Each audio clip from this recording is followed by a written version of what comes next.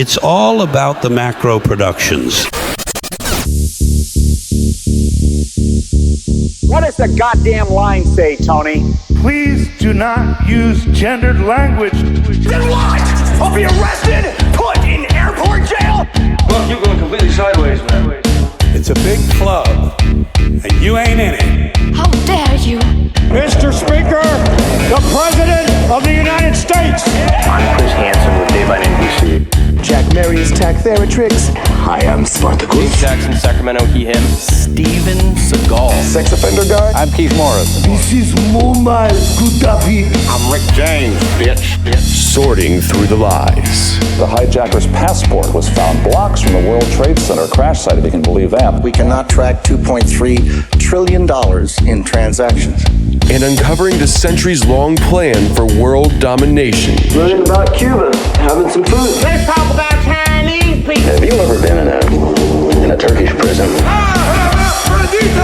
Swangles in Fort Lauderdale? I have sent 6 of my Libyan missiles to blow up the Sears hardware department. Nothing could be more fun than jumping off a cliff with 2 German bisexuals. Oh, you English are so superior, aren't you? Thank you, comrade. And now, Macroaggressions. That's what assholes call it. With your host, Buddy, I don't know who you are, but you're about to get chlamydia. Charlie Robinson. Hey, Whitey, where's your hat? You want to drop the blame on Charlie and say it's all Charlie's fault. He was a retard. I get some goddamn diuretic.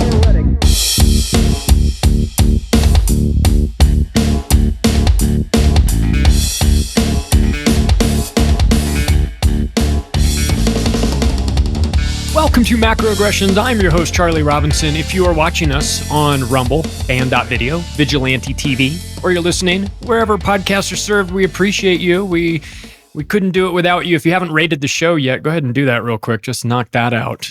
We appreciate 5 stars. If you think we've earned it, if you want to connect with me, macroaggressions.io is the website to do that. You can find information about the podcasts, the books, the news sites, Activist Post, Natural Blaze. Check it all out. We appreciate our sponsors. We love them. We use their products. On top of that, they help to keep the show in business. Chemical Free Body's been with me from the beginning, and it's always been about vitamins and supplements and things like that. It's the best place to go for that. If you want Green 85, if you want the detox bundle, go to chemicalfreebody.com/macro, and the discount is already worked out for you. Just go check it out and shop for yourself. But if you are only looking at the supplements and you're not looking at the Water Hero, then you're doing yourself a disservice. If you've got a Brita or a Berkey at home, I got news for you. They've got competition from the Water Hero. It's fantastic what Tim has built. They have designs that will fit, that you can install on your house so that all of the water in your house is going to be structured, including not just the water that comes out of your kitchen sink, but also your showers and things like that. So you can do that. If you're a little bit more conservative and you say, all right, slow down, I don't need my entire house to be structured water, but I would like to have the ability to drink it from time to time, we'll get the pitcher. Get that. So go to chemicalfreebody.com/macro and check out the Water Hero system. Just read about it and see what you think. Tim's been on before and talked about it. It'll change your water, change your life, right? Also, big thanks to the newest sponsor, Augustin Farms. Man, they have got the greatest supply of storable food in the world. I'm telling you right now, you got to go over their website and just check it out. You will be blown away at how specific it gets. I'm used to the survival bucket emergency kits, which they have plenty of those. I'm used to those. It's like, it's a bunch of food. It's all in there. And you know, if the lights go out, then you've got this bucket and you can put together some meals. But if you're like a super prepper geek and you want specifics, like you want eggs and dairy, fruits and vegetables, meats and proteins, butter, powder, like individually wrapped containers of different types of foods, this is the place. like it's the Costco, it's the Buc-ee's of storable food.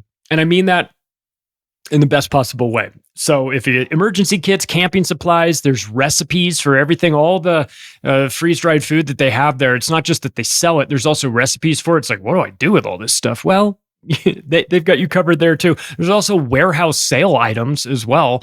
The link is down in the show notes, but if you're interested, you can go to augustinfarms.com and use the promo code MACRO and save yourself some money. AUGASON Farms, Augustin Farms. Check it out, man. They've got very, very specific freeze-dried items over there. And listen, we might need it. You're better off being a month or two early than a day late on this when it comes to storable food.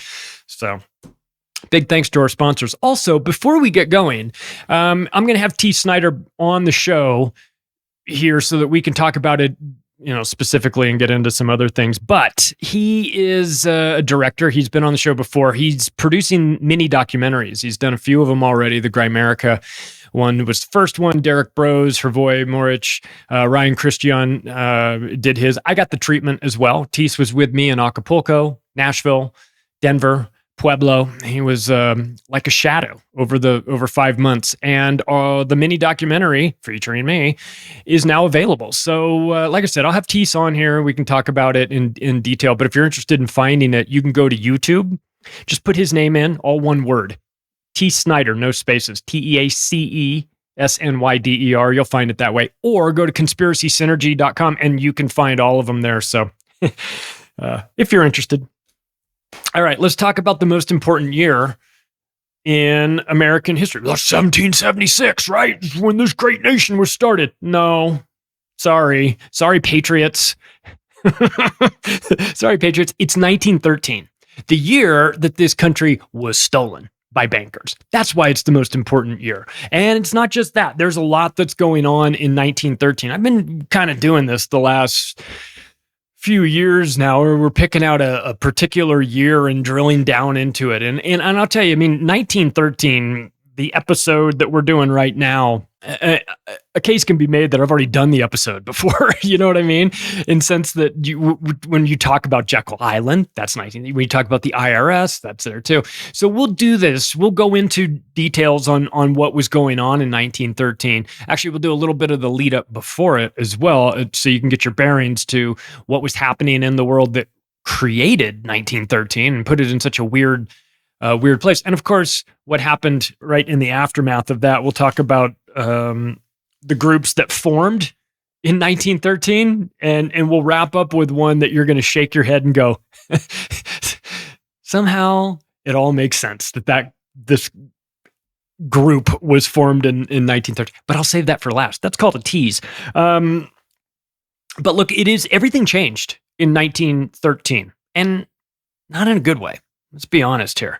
America lost control to the bankers, to the money trust, and the United States dollar has been on a slow decline ever since. A lot of times you can pull up maps of things that have happened in the United States, and you look at it over the course of 100 years or 30 years, and you go, where did it all go wrong? I don't know. Where did it all go wrong? It's really easy when it comes to the money printing to ask, where did it all go wrong? 1913. Systemically, it went wrong because of the creation of a private central bank. It had no way to end but to end poorly. And that's where we'll end. And it hasn't happened yet, but just because the fiat pyramid scheme hasn't collapsed under its own hubris right now, doesn't mean it isn't going to happen at some point. And in fact, they all know it. They're trying to paper over it right now. They're trying to figure out exits, but good luck. So, but to understand really why this year is so important, we actually need to go back 3 years to 1910, to the meeting on Jekyll Island, where the plan was laid to subvert the United States through control of a private central bank that they owned. The groundwork was laid in that 1910 meeting for the Federal Reserve to be legislated into existence through a late night Christmas Eve vote when nobody was around. And that's when we got the Federal Reserve Act of 1913 that was passed without a shot fired. It's funny. A lot of these things happened that way as well. I remember Obama tried to pass his Smith Modernization Act had to get stuffed in the National Defense Authorization Act of 2013 and passed along with that because it was so deeply unpopular. The Federal Reserve Act was the same thing. That's the reason why they do these things at like Christmas, when nobody's around. Nobody's there to fight back. Not that there would have been much fighting back anyway, because it didn't seem like Congress was much different in 1913 than they are now. Eunuchs, completely neutered, compromised, but I mean, that's to be expected. The group that was involved in Jekyll Island, the crew that brought about the central banking was Nelson Aldrich, Henry Davidson, Charles Norton, Benjamin Strong, Frank Vanderlip, and Paul Warburg. Now they're all there at this meeting, and they're in some cases they're representing bigger factions. On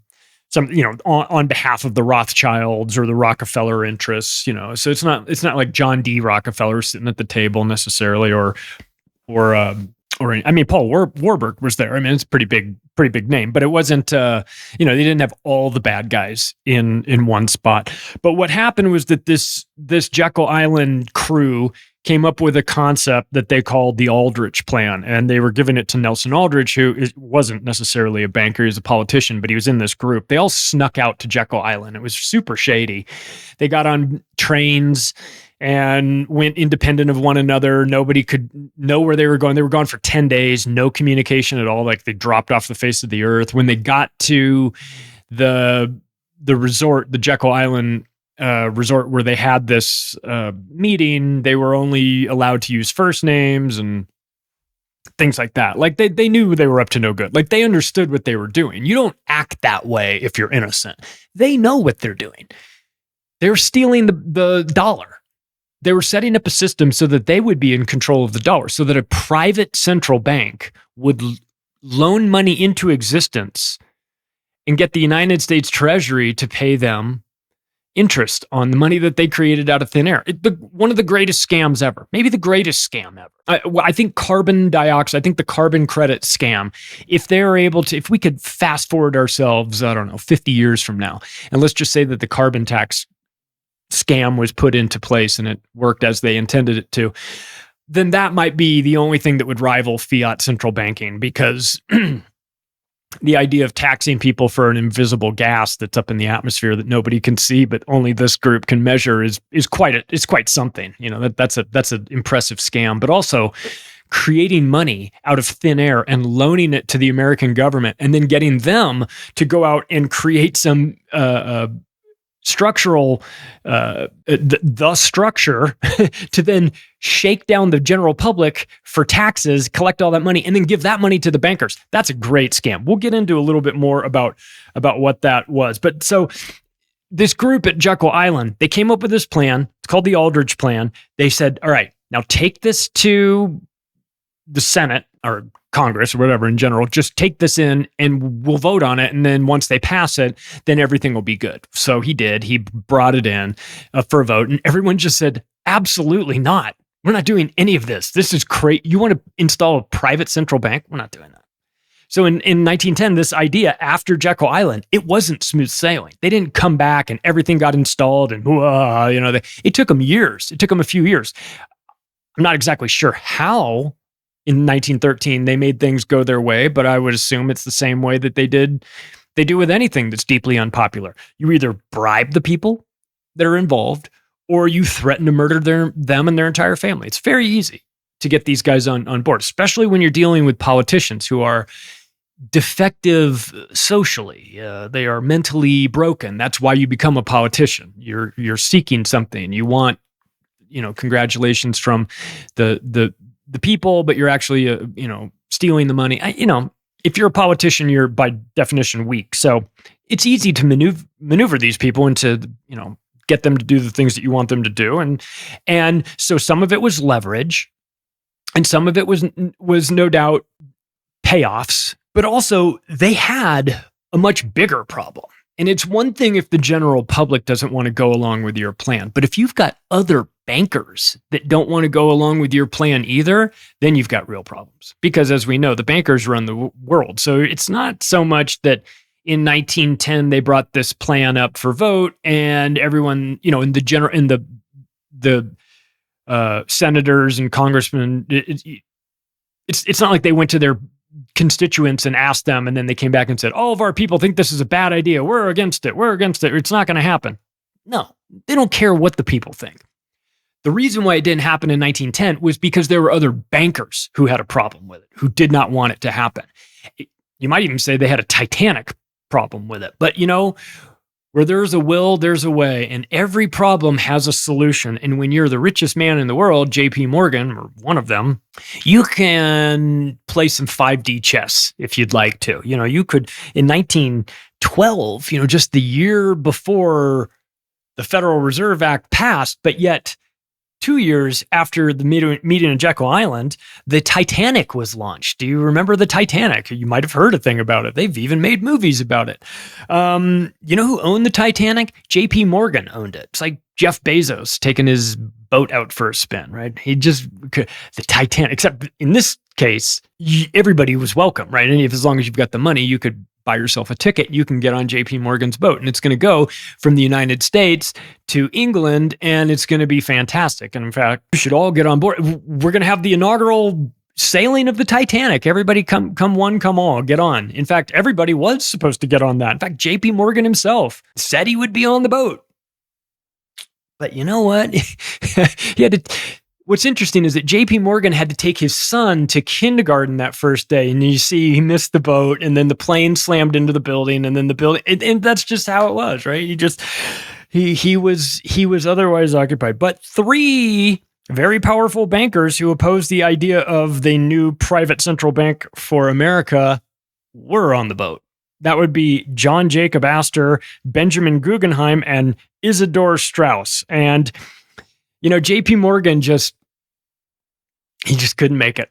He got hung up at the office, but that boat would fix the Federal Reserve problem, at least any of the people that were voting against it, because the people that were voting against the Federal Reserve Act were John Jacob Astor, Benjamin Guggenheim, and Isidor Straus. And well, these problems have a way of just working themselves out. So without that to hold them up, the following year, the Federal Reserve was launched. Let's talk a little bit about that. Let's talk about what else was launched in 1913, because we know about the Fed, and it's worth talking about, again, even if we know it. But another group started in 1913 that I bet you didn't know anything about, and that is the American Cancer Society. Oh, yeah, you can go to cancer.org and find out everything there's to know about cancer, except, how to treat it and fight it and beat it and things like that, right? So he was originally known as the American Society for the Control of Cancer before becoming the American Cancer Society in 1944. But I bet they wanted to control cancer. Isn't it funny?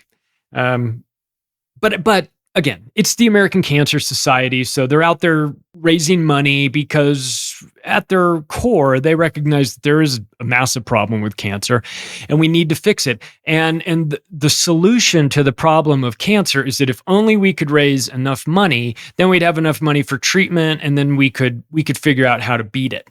So I think it's very gracious that the people who initially financed the American Cancer Society to get it off the ground and running, these are humanitarians who care about the world and society. So let's dig into a little bit about who was the financial backer of the American Cancer Society.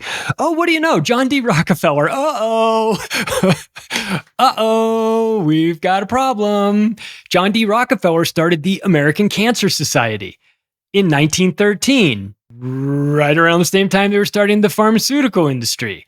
I'm sure that's all just a giant coincidence. I mean, it has nothing to do with years later, the 1960s, the Simian virus 40, SV40, monkey cancer would be inserted into all of the polio shots and distributed worldwide. That's why everybody has cancer these days. Have you ever wondered why cancer wasn't a thing like in the 1800s and now all of a sudden, early 1900s, it wasn't really that big of a deal. And now all of a sudden everybody's got it. My mom dies from cancer last year.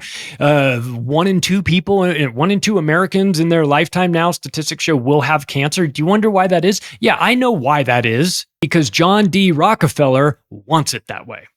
If John D. Rockefeller wasn't involved in the creation of cancer, then why did he start the American Cancer Society? You see, it'd be one thing if some sweet old lady who'd been battling cancer her entire life started the American Cancer Society. I might say, well, there's an organization that's out there doing good. Somebody who's personally been impacted by it decides to take matters into their own hands. Great idea. When it's John Rockefeller, I'm sorry. I just know who these people are. I know what this family is. I know what they're all about. They are quite literally leading the charge for depopulation. You think they care about saving people from cancer? They're trying to depopulate the planet. Okay. When you know that, and that's a fact, that's undeniable. It's in their writings. It's in everything that they talk about. They want to depopulate the planet and fold everybody into a world government. So I asked you the question, if you know that that group is in charge, that wants to do that, is in charge of the American Cancer Society, how much faith are you going to have in that? Why won't you wear the ribbon?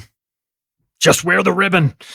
So let's talk a little bit about what that is. So John D. Rockefeller financed this group into existence with money early on in 1926. He donated $125,000 which I don't know how much that is now, but it's quite a bit.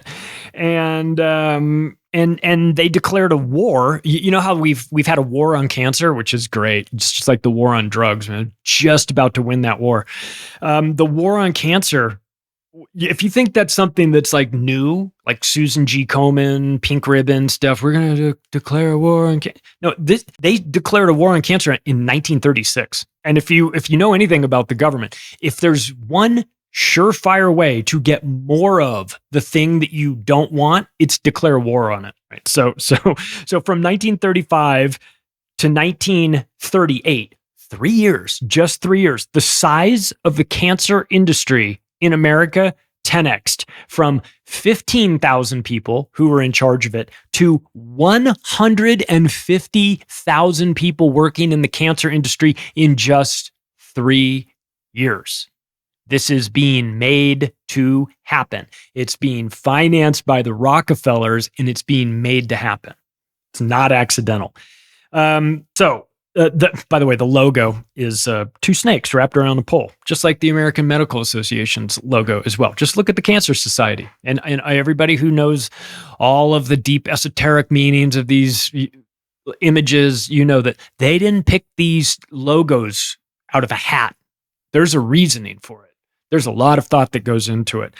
This is the group that invented chemotherapy, and they promoted it. You know what chemotherapy is? It's mustard gas. It's what it is. It's not me saying that. That's what it is. It has a 2.1% survivability rate after 5 years if you've had chemotherapy from the cancer not getting back. It is fertilizer for cancer. It is dropping an atomic bomb on a hostage situation. I got the bad guys and everybody in the area, and all the good guys too. They're all gone. So when you get on a chemotherapy program, show me the success stories of the people who took chemotherapy and are alive 30 years later. Show me them, because the stats show that they're dead in 5 years. That only two out of 100 will make it past that. So I don't know. The American Cancer Society was founded. Now, again, I don't know what answer would make me happy, like would set my mind at ease where the American Cancer Society would be founded, but it would just have to be kind of hospital-y related, right? Like medical-ish. I don't know what that would be. And like if they said it was founded at Baltimore at Johns Hopkins University, I'd go, okay, well, it's gross, but I understand it. This the American Cancer Society was founded at the Harvard Club in New York. Just a bunch of rich dudes sitting around smoking cigars. You know what we should do? You know, it'd be funny is if we we own all these industries that give everybody cancer. What if we created the American Cancer Society and then kind of roped everybody in there and then we sold them the cure for it, but the cure was actually mustard gas. Wouldn't that be hilarious? Oh, they'd never do that. They'd never go for the general public would never fall for that. Want, want, want. So here we are. You know, they're not actually trying to prevent cancer. There's too much money in it. It's a multi-billion dollar, tens of billions of dollar industry, if not hundreds of billions of dollars.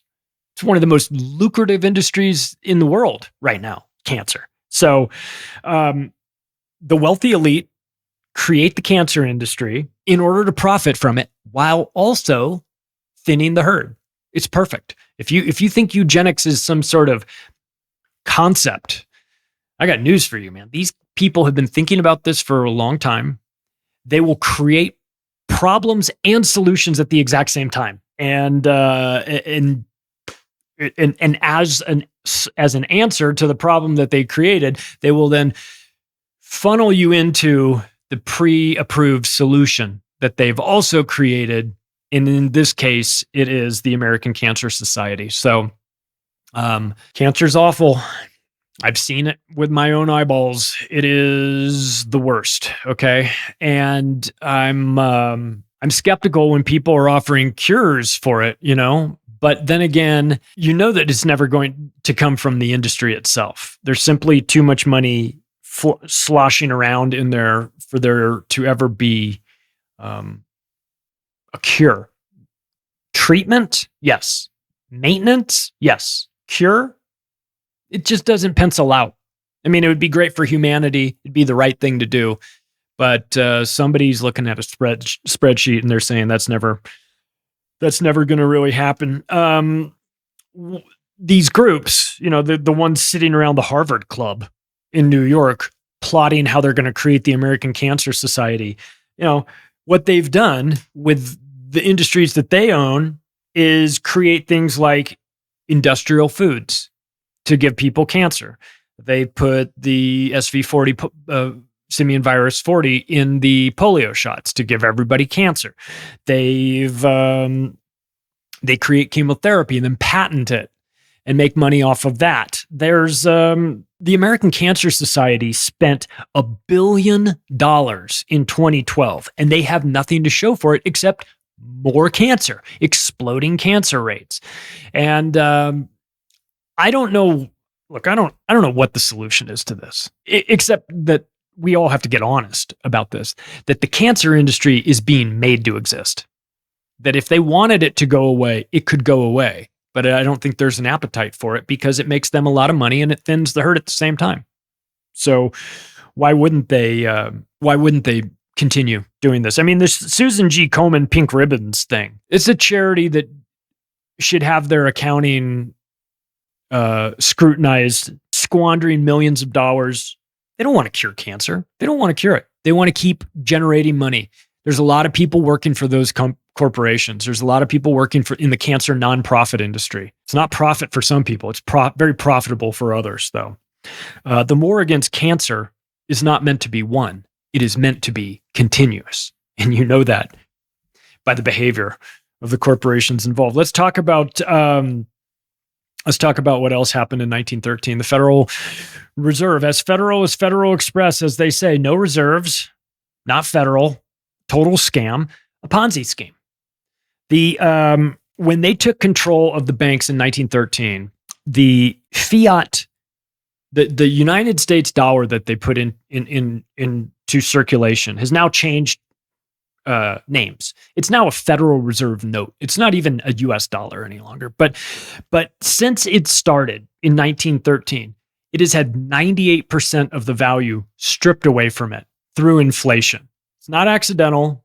It's not a glitch or a bug. It's exactly how the system works. It's exactly how fiat currencies work when you install a central bank and you inflate the money supply, especially when the currency that you're talking about winds up becoming the world's reserve currency, which it didn't happen until 1944, I think. After that, in the aftermath of that, it became the world's reserve currency. Unofficially, in some regards, petrodollar arrangement in the early 70s kind of cemented that. But, the American congressmen were co-conspirators in passing the bills back in 1913 that legalized the Federal Reserve. Some of them had massive conflicts of interest too. Like, how, you just have questions about these people who are in government right now, and you go like, you're voting on this, but like you're voting on this bill that impacts, I don't know, farms, and yet you own a bunch of farms. Like, hey man, like you should have to sit this one out. But there were congressmen in 1913 who were voting on the Federal Reserve Act that had such massive conflicts of interest that one of the guys owned a bank on top. He like in his private life, he owned a bank and he was voting on this. And nobody said like, oh, maybe if you own the bank, you shouldn't have a right to vote in. So it was very wonky. Woodrow Wilson was fully captured by the banks, and he had his handler was Colonel Mandelhouse, and this guy was, you think Rabbi Shmuley's everywhere that people go, that you see him pretty much hanging out with all these powerful politicians. Colonel Mandelhouse was so embedded with Woodrow Wilson that they moved him into the White House. He literally had a room there, right? So he was like living there. He was his handler, the Rabbi Shmuley of his time, Colonel Mandelhouse. He did a lot of other stuff too, but I think it's funny that we could just call him like a Jewish dildo salesman back then. It's funny. So here's how it works: the Federal Reserve, which is a private bank, prints money out of thin air. It doesn't even, we're not even talking about the physical dollars, the printing press dollars. That's printed by the Treasury. The Federal Reserve doesn't have printing presses. I guess they kind of do, but the Treasury is the one who creates all of the currency. And so you create a private bank, you create your own currency. Might as well think of it like a bullshit cryptocurrency that you just pulled out of your ass. Like you're like, okay, I'm going to now, this will be the official currency of the United States. I'm going to loan it to the United States government. I just created this fake currency on my computer. I'm going to loan it to you at interest, right? The question obviously is, well, if you can do that and loan it to the government at interest, why doesn't the government just print it and do it with no interest? And the answer is because they're captured by the bankers. And anybody who would put that plan of let's just get this fiat central bank out of here winds up with bullet holes in their head. Okay. That's the reason why we don't do it that way. But the Fed loans the money into existence, creates it out of thin air, loans it out to the banks, right? Loans it to the government, and then the banks just distribute it everywhere through loans. And then at the end of the year, when the Federal Reserve is like, hey, remember all that interest that you guys owe us on the money that we just created? Where's that interest money that you owe us? Where's our payment? The answer for the government is, don't worry. The same year we created the Federal Reserve, we also created the Internal Revenue Service. So the IRS is the collection arm of the Federal Reserve, okay? The Internal Revenue Service are like the goons that the bookie hires to go collect the money on Monday morning after you lost your ass on Sunday in all the football games. Right. So the IRS shakes we the people down for our money, our tax money. And then that tax money is used not to build the roads. Who will build the roads? Who cares? It's not coming from that money in here. That money that's being raised, the tax revenues from all of us people, that money is being used to pay the interest on the money that the Federal Reserve loaned into existence, pulled out of their ass, created out of nothing, loaned to the government in a monumental scam. And now we have to pay the interest to a private central bank on the money that they loaned to our pathological, bloodthirsty government. It's just, it's crazy. They have the IRS. I mean, you thought you hated them already, but the IRS has the legal authority, this should scare you, to confiscate money from people who haven't done anything wrong and haven't been charged with a crime. The IRS can come in and take your stuff, even if I'm not saying you're innocent of the crime. I'm saying you haven't even been charged with a crime. And they've already made the determination that, we're going to take it. And then you know what happens? Then you get to sue the government to get your stuff back. And they have unlimited resources and they have a rigged system and it's a kangaroo court. And you have to not just present your case, but then you have to get a judge whose paycheck comes from the same fucking system that he's supposed to be objective about. It's nonsense. The IRS has been used as a hammer by presidents over the years and turned against people, turned against organizations, anti-war protesters, and really anyone who poses a threat to the American empire. You know about, we sort of joke at some, hey, listen, you get on the wrong side of this guy, he's going to audit your taxes, right? You're going to get a tax audit if you start mouthing off too much. Well, that's what they do. Presidents do this all the time. But it's not just against an individual, though they can and probably do that. But it's when you've got a large group, when you're out here protesting against the Vietnam War, or, and maybe back then you had to take pictures of everybody and say, who is that? We'll do a tax audit on that gentleman over there with the long hair, that long-haired hippie. He looks like he's up to no good. You take a picture of him. Now, you protest the ICE riots, they've got all your surveillance, biomedical information. They know who you are. Everybody who's got a cell phone in their pocket who's anywhere near that, it's all picked up. It's all getting dragged into a database. The Reaper drones, it's filming you. Maybe the next sort of covert action is that anybody that was at one of these ICE riots now all of a sudden magically gets an IRS audit. You could do that. You could do that easier if you had 87,000 new agents, which is part of the reason why Joe Biden was hiring these agents, right? Just to make everybody's life miserable. You don't hire 87,000 IRS agents to make everybody's world better. You only do that to make things worse. It is an admission on its face that if you hire the tax collecting goons, you hire enough of them to fill the Rose Bowl and then sick them on the American people, that is most definitely an aggressive maneuver, right? So the IRS is there to collect interest payments to central bankers from the American people. That's why they exist. Okay, so people who are like, I hate the IRS. Yeah, well, you should. There's a variety of reasons why you should hate the IRS, but one of the reasons is that since the taxes really aren't going towards building the roads and doing all these things, it's going to pay back bankers. Then your next line of thinking is like, well, why are we doing? If you can just create money out of existence and pay all these things, why do I have to contribute?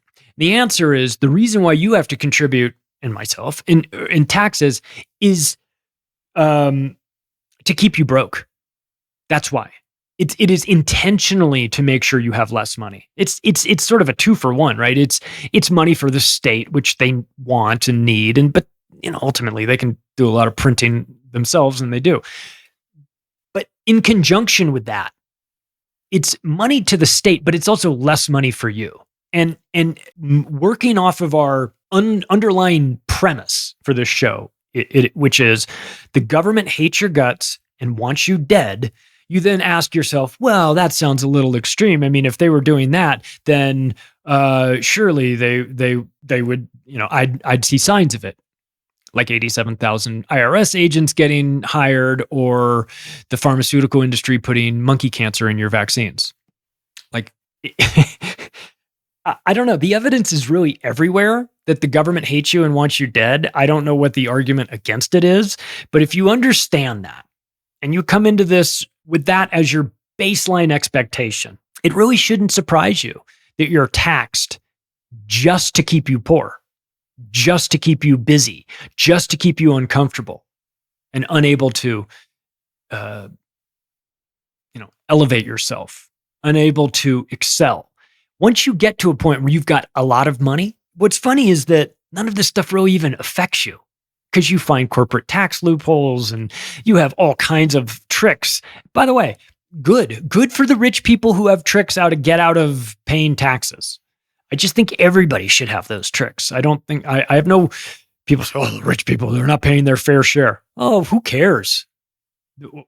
What is your fair share when it comes to the Internal Revenue Service? What are we talking about? Fair share with a private central bank, and you want me to pay my fair share?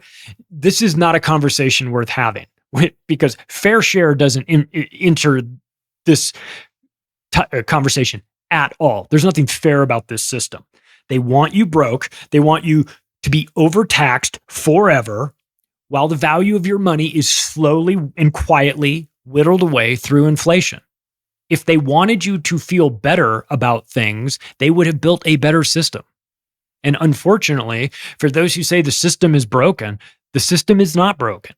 That's the more terrifying problem, is that the system is working exactly as it was designed.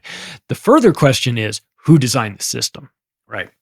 But see, nobody really knows about all this stuff. Nobody knows about central banking. I mean, we do, but I mean, I'm talking about the general public. Like, they're not the origins of the IRS and the origins of the Cancer Society and the origins, like, they don't. The reason why they don't know any of this is because the group who is in charge of doing all of the horrible things that we should know about is also in charge of the media and the book publishing, and they control the school systems. So you don't get educated on all of this stuff, because if you were educated, then you would find ways to extricate yourself from this trap, like we have. So they're not going to advertise that there's a solution to this, but knowledge is power. And the more you understand what's going on and how it's working, the better off you'll be. Moving on, Rockefeller Foundation was also created in 1913. But again, I'm sure you're very surprised by that. The Rockefeller Foundation, we've done episodes just on that. That's why I say, like, some of this, it's like, hey, have you heard this before? Yeah. In separate shows where we really kind of hammered down on the Rockefeller Foundation, or we did one on the House Always Wins on Jekyll Island. So, it's sort of a combination of all, but it was all happening in 1913. Big year. You got some years, some decades where, like, not much going on. And then every now and then you get this one year. So the Rockefeller Foundation was started in 1913 by John D. Rockefeller Jr., and Frederick Taylor Gates. No relation to Bill Gates, though it's tempting to want to make that. They did this on May 14th, 1913 in New York City. It is a non-operating private foundation, 501c3, tax exempt. And that's part of this whole gig too, right? This is part of the scam with the foundations. The Rockefellers get broken up. Standard Oil gets broken up. In the aftermath of that, there's a lot of bad PR because of their behavior in business and how they've conducted themselves. They're horrible people. The word on the street was that the Rockefellers are awful, and now you see Standard Oil, and then it gets broken up and into these fragmented pieces and regionalized instead of centralized.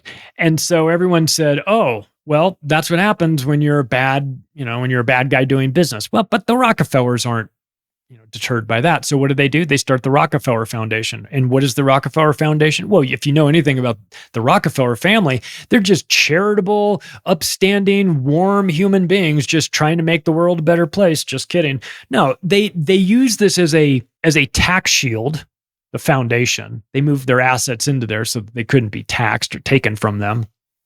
They used it as a public relations shield to deflect criticism away from what the Rockefeller family was doing, and use this foundation as a PR tool to deflect blame.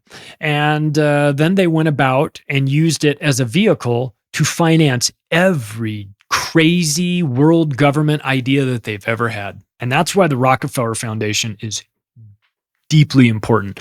And if you want the real deep dive, go back a year or so ago when we did an episode on the Rockefeller Foundation. You can dig into that, because I won't go too much into it. But they were run, heavily influenced in the early parts by the Rockefeller family. Later, like in the 60s, it was Kissinger who was involved with that. From 1960 on, Kissinger was helping to run that sort of he was involved in everything. Henry Kissinger was like a Rockefeller. He was like the kid, like the degenerate frog-like son that they never had. So they pretty much adopted Henry Kissinger, and he was involved in all of this. Recently, some of the things that the foundation has been doing is that they are doing simulations, Event 201 style simulations. They did one called Reset the Table, which was on food simulations. So, if you're worried about what the Rockefellers think about the food supply coming in, they're keeping an eye on it, right? Some of the things that the foundation has been involved in over their past is deeply involved in eugenics, depopulation. They call it family planning. It's when they plan for your family, right? You don't get a say in it. The medical industry, the Rockefeller Foundation is involved in that. Allopathic, petroleum-based medicine, medical schools. We've talked about the Flexner Report. That all came out financed by the Rockefeller Foundation. Financed by the Rockefellers, not necessarily the foundation, but this is part of the plan, the concepts that they're interested in. GMO foods and agriculture, it's Rockefeller. Arts and humanities, social sciences, international relations, that's what they're sort of into. Medical industry, arts and humanities, what they call it, very vague term. Dealing with the Rockefellers, that just means that they're buying buildings, putting their names on it, and saying we're going to have operas here and things like that. They're deeply involved in anthropology, which should scare people. The Smithsonian museums, there's questions about the items that find their way into the Smithsonian, and maybe even bigger questions about the items that find their way out, or maybe down into the basement. But this is all Rockefeller money, right? This is all behind it. So if you're wondering who changed the version of history, the Rockefellers did in a variety of ways. They subverted history through their financing of anthropology and changing the names of things. They created the concept of fossil fuels, that it's dinosaur fossils that are turning into fuel to sort of make it the implied scarcity. Oil is not created by dinosaur bones. This is propaganda. This is dog shit. There's real questions about oil, about how scarce it is. It's not quite that scarce, and how renewable it is. There's issues about, so the idea of scarcity in the oil industry was massively important for Standard Oil to create its monopoly that it had, ultimately broken up and reshaped in some forms. But the oil industry, of course, was the driving factor that put the Rockefellers on the map. And then from that, they got into everything else that they've been involved in, which is creating things like the Eugenics Record Office, financing things like that. The Rockefeller Foundation is a sponsor of many, many terrible groups, horrible groups. They're a contributing factor to some of the worst organizations out there. The Royal Institute for International Affairs, which you will know in America by its American branded version, the Council on Foreign Relations, gets a lot of their money from the Rockefeller Foundation. The Brookings Institute, which is the largest NGO in the world. The World Bank was started by the Rockefellers. So, of course, they're going to finance that. The Population Council, they're just concerned about the population. They want to make sure that everybody in the population is well taken care of as they depopulate them. They are financiers of the Kaiser Wilhelm Institute, that's eugenics. Carnegie Foundation, they're involved in eugenics. The World Social Forum, the International Press Forum. See, you also need to control the narrative. And the Rockefellers know that. They buy General Electric. General Electric owns NBC, the MSNBC network, as you know, the Microsoft NBC.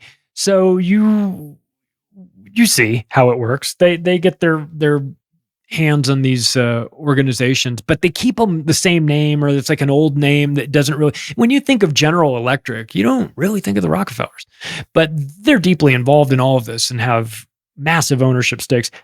Carnegie Endowment for Peace gets a lot of money from the Rockefeller Foundation, which is funny because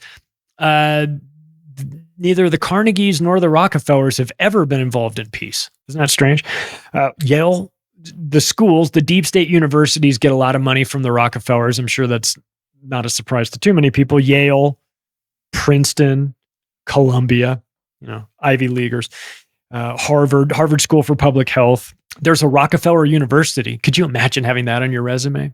Let me see that resume. Oh, it says you graduated summa cum laude from, Rockefeller University? Get out. Or you hit the button and the trap door in front of your desk opens up and they just fall into a pit. Get the fuck out. They've given money to London School of Economics, Johns Hopkins School of Public Health. So, if you're involved in depopulation, the Rockefellers have money for you. They finance the American Committee on Uniting Europe because they're interested in uniting Europe into a world government. They also gave money to to the London School of Hygiene. Oh, this could use a little bit of money right now. The London School of Hygiene, you say? Where is it? Get the Rockefeller Foundation on the horn. Let's see if they could donate. You guys are going to need to up your donations. I was in London in 2019. It's different, to say the least. But School of Hygiene, there's a lot of gentlemen out there that could probably use a lesson in hygiene. So get yourself on that whenever you can. But so 1913 was a big year, obviously, for the Rockefellers and for that group. I mean, he was the Bill Gates of his era back then. And it's one thing to have a lot of money. And of course they did. They had all the money, but it's another thing to it'd be one thing if you're like, well, I've got all this money and I love baseball. So I bought the Yankees or something. But, okay, I can understand that. You get, there's only so many things you can buy. But the problem is that the Rockefellers started buying things like the school system and creating the medical industry and, really important components of our education. Kids getting an honest education. They took that. People who get sick going to the doctor to get healthy. They took that. So they want you dumb and sick, actually. So it shouldn't be much of a surprise that people feel the way they feel about the Rockefellers because there's just so much evidence of all of the horrible things that they've done. Now, I told you I would wrap up with a group that was started in 1913 that you were going to shake your head and go, oh, come on now. Really? But I promise you, I wouldn't lie to you. I wouldn't make this one up. I couldn't make this one up. But ladies and gentlemen, in the year of our Lord, 1913, one of the most infuriating groups in the history of American society was formed, and that is the Anti-Defamation League. Oh, you can't criticize the Jews, can you? That's interesting. Funny that it was started the exact same year that you started a private central bank that was owned and run by a bunch of other Jews, right? So you're going to start a bank that's mostly run by Jews, and then you're going to create an organization that's entire purpose is to deflect criticism away from Jews. Get it? Listen, once people figured out that Jewish bankers stole the US dollar, they were going to have problems. They were going to have criticisms and they were going to have complaints. And the ADL was created to prevent the Great Noticing from happening. And of course, they failed. Of course, ADL's the Anti-Defamation League, when you go and look into how it started, it's like it was started to protect a Jewish pedophile named Leo Frank. He raped and strangled a young girl and got caught and was going to be hanged. And because he was Jewish, he put the word out to some of the people in his network, and they needed to protect him. And the Anti-Defamation League was formed to protect this guy who's not wrongfully accused of doing this horrible act. He was rightfully accused. He was a rapist and a murdering pedophile that the Anti-Defamation League defended. So it actually is kind of perfect because they would go on to slander and defame people who are good guys while protecting bad guys, because that's what the ADL does. The Anti-Defamation League is in the business of defaming people. And they were created to protect a murderous pedophile. So, completely on brand for that group, as far as I'm concerned. Look, 1913 was the Great Positioning, okay? As rules were established, barriers were removed, and the banking assets were positioned into place. 1914, just 1 year later, would be the beginning of World War I and global banking. After 1913, the world was never the same. If you like this episode, you can take the additional step right now of sharing it with your friends and family. Connect with me, macroaggressions.io. Rate the show. Do it right now. Thanks, everybody. Talk to you again soon.